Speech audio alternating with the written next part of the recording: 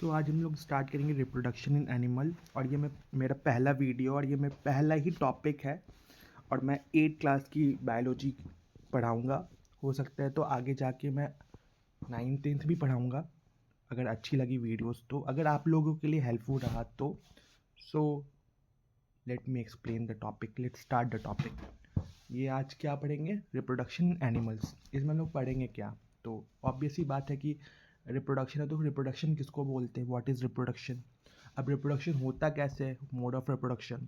और नॉर्मल सी बात है कि अगर एनिमल्स के बारे में पढ़ रहे हैं तो सेक्सुअल रिप्रोडक्शन तो पढ़ना ही है क्योंकि सेक्सुअली तो रिप्रोड्यूस करते ही हैं वो। So start the topic. What is reproduction? Basically reproduction होता क्या है? तो रिप्रोडक्शन होता क्या है कि it is defined as a biological fundamental process in which the living organism produce new organism of their own kind. इसमें क्या होता है, जो लिविंग ऑर्गेनिज्म है, ठीक है, जीव जंतु, वो अपने ही जैसे एक और जीव जंतु को प्रोड्यूस करते हैं, ठीक है, अपने ही जैसे ऑफ देयर ओन काइंड। जिससे क्या होता है कि जो पॉपुलेशन है, क्या होता है कि जिससे जो पॉपुलेशन है वो मेंटेन रहता है, ठीक है, जो रेशियो है वो मेंटेन रहेगी। अब आगे बढ़ते हैं। आगे हम लोग पढ़ेंगे mode of reproduction. Mode of reproduction का मतलब होता है कि अ, कितने तरीके के मोड से हम लोग रिप्रोड्यूस कर सकते हैं। तो कितने तरीके के मोड से हम लोग रिप्रोड्यूस कर सकते हैं, तो हम लोग देखते हैं।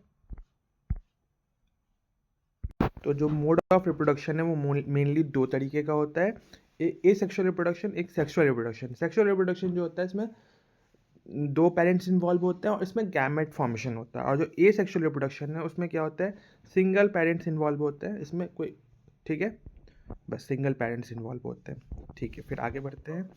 इसमें क्या है कि sexual reproduction animal, sexual reproduction animal क्या होता है कि इसमें 2 पेरेंट्स, बताया था पहले ही कि मेल और फीमेल 2 पेरेंट्स इन्वॉल्व होंगे, ठीक है।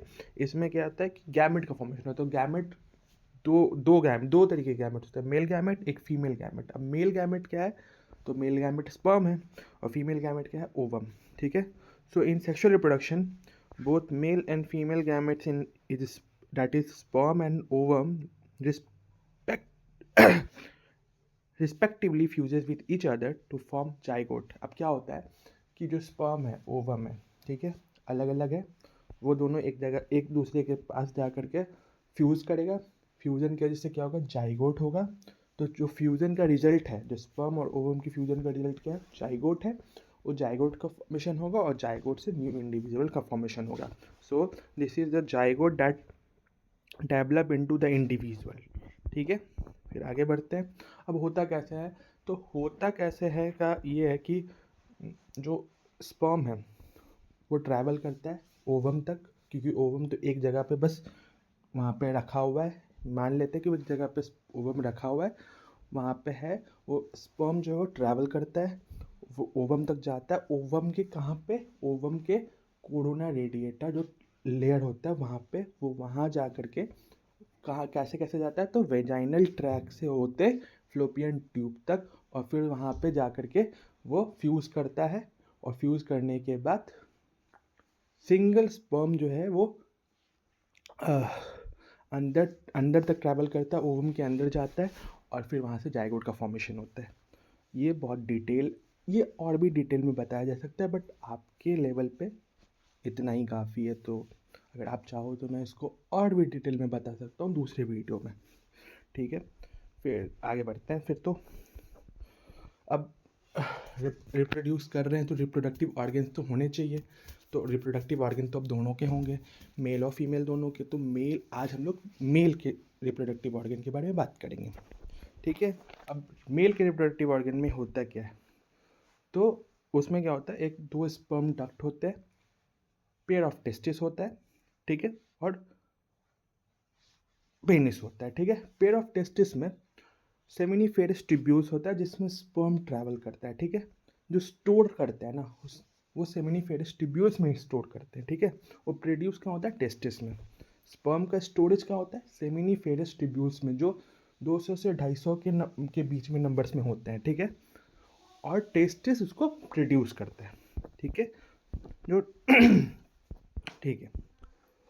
और स्पर्म के प्रोडक्शन के जो प्रोसेस का नाम है उसको स्पर्मेटोजेनेसिस बोलते हैं, स्पर्मेटोजेनेसिस।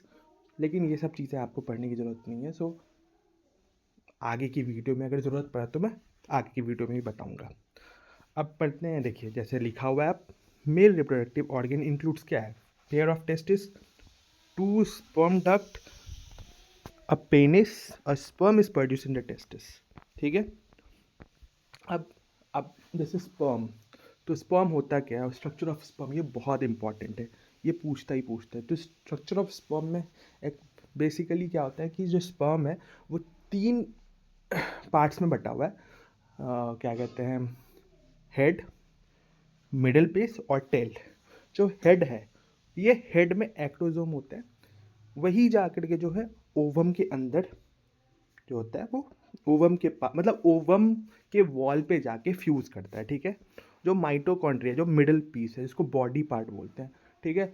इसमें माइटोकॉन्ड्रिया प्रेजेंट होता है, जो लोकोमोशन के लिए जो एनर्जी प्रोवाइड चाहिए, मतलब जो ट्रैवल करने के लिए जो स्पर्म है, क्योंकि वो ट्रैवल करता है, तो जो ट्रैवल करने के लिए जो एनर्जी के लिए ज़रूरत है, एनर्जी का ज़रूरत है एटीपी। ठीक है। एनर्जी का जो नीड है वो कहाँ से पूरा होता है? माइटोकॉन्ड्रिया से।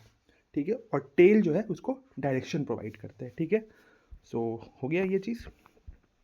देखो लिखा भी है, the pair of structure of sperm है, the structure of sperm includes 3 part, body, head और tail. The body part of sperm contain mitochondria which provide energy to the sperm. The tail of sperm help in locomotion. So यहाँ पे basically छूट गया यहाँ पे help, तो help है यहाँ पे the tail of sperm help in locomotion. So आज के लिए तो इतना ही है। होप सो कि ये वीडियो आपके लिए बहुत ही ज़्यादा हेल्पफुल हो, आपको समझ में आए। और अगर हेल्पफुल रहा, आपको समझ में आया, तो मैं आगे भी ऐसी वीडियो बनाऊंगा, छोटे छोटे, बेसिकली पूरी एनसीईआरटी कवर कर दूंगा, एनसीईआरटी के क्वेश्चन आंसर समरी तक, जिससे आपको कोई दिक्कत ना हो। ऑब्जेक्टिव से लेके सब्जेक्टिव सब कुछ ही क्लियर हो जाए। तो होप सो आपको अच्छा लगे बस। तो मिलते हैं आगे की वीडियो में। Thank you for watching. और अच्छा लगा हो तो प्लीज़ कमेंट भी कर देना, सब्सक्राइब भी कर देना। मिलते हैं अगली वीडियो में। Bye bye.